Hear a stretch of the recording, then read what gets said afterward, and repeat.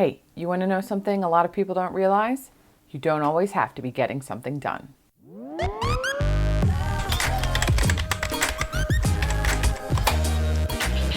Hey, and welcome back to my channel where you are what matters. Today we're going to be talking about why you shouldn't be tying your productivity to your self-worth. If you want to make sure you don't miss an episode, now is a great time to go down and hit that subscribe button. I see this pitfall over and over and over from the people that come to me. If you're coming to me, it's because you're stressed out or you're burned out, which means you're probably doing too much stuff. And you might be doing too much stuff because you're tying your productivity to your self-worth. What I mean by that is that you're basing your self-worth off of how many things you've crossed off of your to-do list today. However, I've personally noticed that I could get many things done on my to-do list and still feel like I could have done just one more thing. That's one of the biggest problems with this way of thinking, is that it's never going to be enough. And if you didn't get a bunch accomplished in a certain day, then you're a piece of crap or whatever other awful thing you tell yourself, because your value is tied to how much you get done. This thinking is no better than a parent that ties their child's value to what grades they get. Oh, you got a B? Should have got an A. Oh, you got an A? Should have got an A+. It's the same mentality, and no matter how much you do, you will always find a fault, even when there really isn't any, and it will never be good enough. The real root of this problem is that productivity stops when you stop. So you sit down to take a rest because, duh, you need a break, and then you end up harassing yourself into getting back up because you're not getting anything done. Really, you probably could have gotten more done if you would have just taken that 15 minutes for a restful break. But that's not how that thinking works. It's telling you if you're not moving and you're not doing something, you have no worth. And if you're chronically ill or temporarily sick or burned out, then on those days when you can't do anything but breathe because you don't feel well enough, you're sitting there beating yourself up mentally for not getting stuff done. That's not really going to help you get better, but that's how this works. This is incredibly true right now. I see people stressing themselves out because they're not getting all of these things done that they should be doing while we're in quarantine. Because supposedly we're supposed to have all this free time. And what are we doing with it to make ourselves be a better person or clear out the house or clean everything? Spoiler alert, not everybody has all this free time. We already homeschooled before all of this went down, so our schedule hasn't really changed that much. Yeah, I'm not spending time driving my kids to activities right now, but at the same time, I had to replace those activities because those activities were part of school. And so now, instead of spending time driving them places, I'm spending time creating other activities for them to replace all of the activities that are not happening right now. A lot of other people are working from home while simultaneously trying to help their kids through this crazy online school thing that nobody has ever had to deal with before for their small children. You also have college students who paid a whole bunch of money so that they could take classes in person and are now forced to take them online, which is probably not the way that they learn, which is why they paid extra to take classes in person. As much as we'd like to see this as a whole bunch of extra time to get stuff done, we're not a bunch of high schoolers with no summer job, a car, and a ton of free time to do whatever we want. Life is still happening, except now it happens behind a mask with gloves on. Grocery store trips are terrifying, and you have to spend 3 extra hours wiping down all of your groceries when you get home. Fun. And even when all of this gets back to the new normal, whatever that looks like, that to-do list is never going to be empty. Never. As you complete one project, another project will always take its place. Your to-do list does not have an end. It has an event horizon. It will never be done until you're dead, and then you'll probably pass on a bunch of to-dos to somebody else. Okay, that's a little morbid, but seriously. So let's take a step back and focus a lot less on how much stuff we get done today. And if you're struggling to take a step back, just ask yourself, will it ever all be done? Exactly. Since we're changing a thought pattern, the first step will always be the same. Anytime you're trying to change a way that you think, you will always start with noticing your thoughts. You can't change the way you think until you notice what the thoughts are telling you and when they're coming up. For this particular instance, since we are talking about productivity, notice what your thoughts are when you take a break. Are you thinking about what you ought to be doing instead of taking a break? Are you beating yourself up for even bothering to take a break? Or possibly are you just resting on your laurels because you got so much done today? I know that last one is a really good feeling. I totally get it. I am a productivity hacker through and through. But at some point, in order to break the negative thought patterns, you have to break the positive reinforcement that you're giving yourself because you're getting stuff done. You are not a better human being because you got a whole bunch done more today. Because the thing is that the negative thoughts will be in control so much more often than the positive ones. And we can't be using the positive ones as something that our brain is chasing. It's like the sugar high. Yeah, sugar high feels really great, right? Until you crash. And then the next time you need a little bit more sugar to get the sugar high, and a little bit more and a little bit more.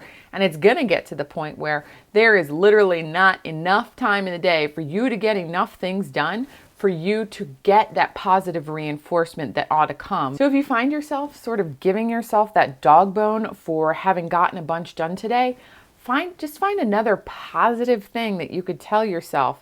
There are lots of awesome things about you, and it doesn't necessarily have to do with how much you got done. Okay, now it's time to change the way that you're talking to yourself. You've noticed what you're saying, you've noticed when you're saying it, and now it's time to rewrite the thoughts. So, what are you going to change it to? Anything positive. Seriously, go out and Google some positive affirmations. Look for affirmations for self-worth or affirmations for rest. Pick anything that resonates with you. I personally like who I am is not dictated by how much I get done, or my value is not in how much I accomplish. But it really just depends. What are your thoughts telling you?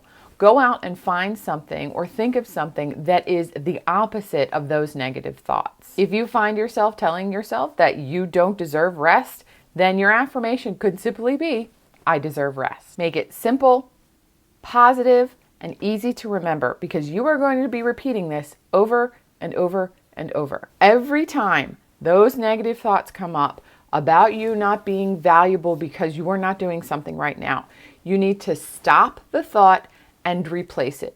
It will be such a stinking pain in the neck in the beginning. I promise. I have been there. It is so frustrating in the very beginning to replace a negative thought pattern because you'll find that the negative thoughts come up at a ridiculous pace. It's kind of disgusting how we talk to ourselves, honestly. So in order to replace them, every time they come up, you've got to say your affirmation to yourself. You have to replace the habit. It will get easier, I promise. In the first 3 days to a week is going to be a lot. It's going to be like a full-time job to replace the thoughts. But the longer you go on, the more you will find that you have replaced those thoughts. The negative thoughts will come up less and less, and you'll be starting to say the affirmation instead. There are, however, some other things that can help with dealing with having your productivity tied to your self-worth. The first way to help yourself is to simply do something unproductive on purpose. We are so caught up in monetizing everything. Everything you do has to be some kind of side hustle. If you really like to crochet, well, now you got to go sell it on Etsy because otherwise, what's the point? The point is that you find it relaxing and that's good for you and that's really all that matters. Even big companies like Google are embracing the fact that employees need free time to work on stuff that is completely unrelated with their job, and the most amazing things come from it. Google created Gmail because one of these side projects for time that they gave their employees. Now, I'm sure there are tons and tons of total flop ideas that somebody worked on for hours and hours and hours and never went anywhere. So what? Just give yourself some time to be completely unproductive and follow your whims and your hobbies and just relax. The next really helpful way for you to let go is to walk away from your computer and your phone and your tablet and any technology, really. I have a question for you. How many tabs do you have open right now? Go ahead, I'll wait. You want to know how many I have open? 85. That's right, 85 tabs. doesn't really look like 85, but it is, I counted. Now I had those 85 open while I was writing the script for this video. And do you know how many I actually needed open to write this video? One tab. That's all I needed. And I had 85 open and I didn't close any of them. I'm not ashamed. Before I actually sat down to write the script for this, I found myself flipping back and forth from tab to tab with no idea what I was doing, randomly scrolling social media, basically getting nothing done. The problem is, it was exhausting for my brain. It was stealing focus. So I was spending time doing something productive, right? Because I was on my computer. But really what was I doing was wasting brain energy and time and focus that I should have been using on this script. So first of all, let me say, no, I do not always follow all of my productivity advice. Thank you very much. I am human too. And second, sometimes I know that I just don't have it in me to focus. Most of the time when I find myself doing this ridiculous tab flipping nonsense and getting nothing done, I close my computer and I walk away. Nothing's gonna get done and I'm not gonna feel better at the end of it. It was a complete waste of time and energy. Now, not everybody has the flexibility of schedule to necessarily realize they're not getting anything done and to just get up and walk away. Yes, if you're at work and you haven't taken a break in a while, then now is a time to get up and walk away. But I mean for a longer break, like an hour. If you don't have a flexibility of schedule, you're going to need to schedule that time in. And if you work a standard 9 to 5, make it be that home time. Maybe as soon as you get home, you don't ever get on your computer and you turn off all of your phone and your notifications and your tablet and you stay the hell away from all of them. You might choose to spend time with family, you might go do artwork, you might make yourself a nice quiet dinner, whatever works for you. Whatever you do, even if you put that phone on Do Not Disturb and you flip it over, that's not good enough.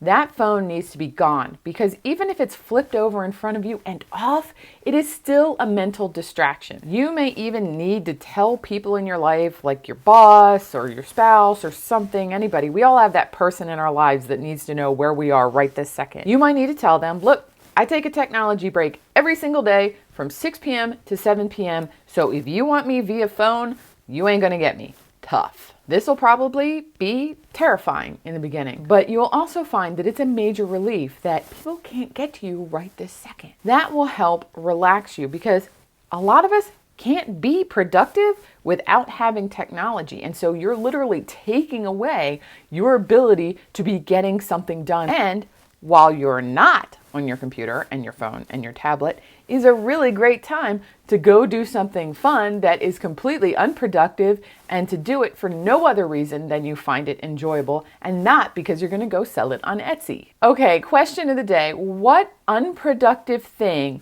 are you going to start doing more often now? For me, I'm going to be picking back up my drawing. Hey, thanks for watching. I really hope you enjoyed this video. If you did, please go down and hit the like button. And if you really want to make sure you don't miss another video, hit the subscribe button too. If you're interested in more information about this topic, there is a link in the show notes of an article that I wrote about it. And also you can sign up for my free 5 Days to Less Stress program to help you get through all of the stuff that's stressing you out, even though you're working from home. And if you want to get your free call with me, there'll be a link so that you can get on my calendar. Thanks everybody, and I'll see you next time.